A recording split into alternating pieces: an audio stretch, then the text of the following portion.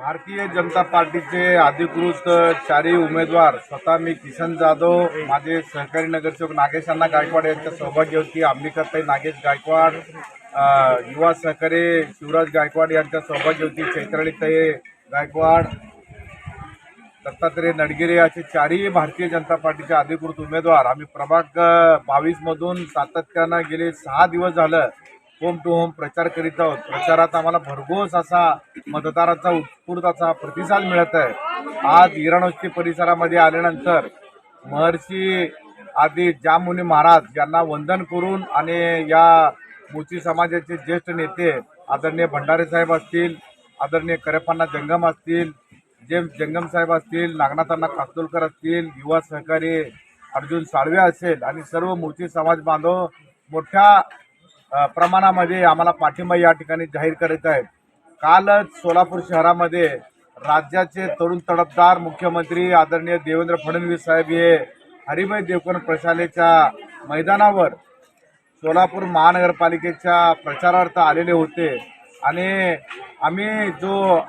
शहरमध्येचे तरुण तडफदार आमदार देवेंद्रदादा कोठे यांच्यावर विश्वास ठेवून भारतीय जनता पार्टीमध्ये प्रवेश केला। जिल्ह्याचे पालकमंत्री आदरणीय जयाभाऊ गोरे साहेबांच्या नेतृत्वावर विश्वास ठेवून आम्ही भारतीय जनता पार्टीमध्ये प्रवेश केला।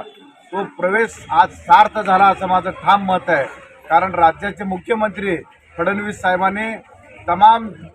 सोलापूर शहराला आल्यानंतर त्यांनी जाहीरपणानं अभिवाचन दिलं। सोलापूर शहरामधलं माझ्या प्रभाग 22 मधील महात्मा गांधी प्राणी संग्रहालय असेल,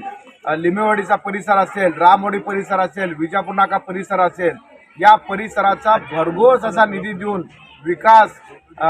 कुठेही थांबणार नाही, प्रभाग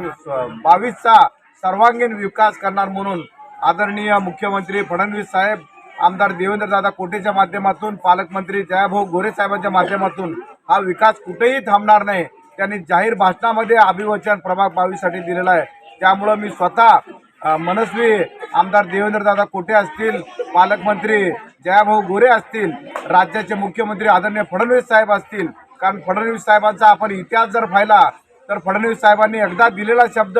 ते कोणतेही अडचण आले तर ते पूर्ण करतात। की तमाम सोलापूर शहरवासियांना नव्हे तर महाराष्ट्रवासियांना फडणवीस साहेबांनी दिलेला शब्द खात्रीने ते पूर्ण करतात हे माहिती आहे। त्यामुळं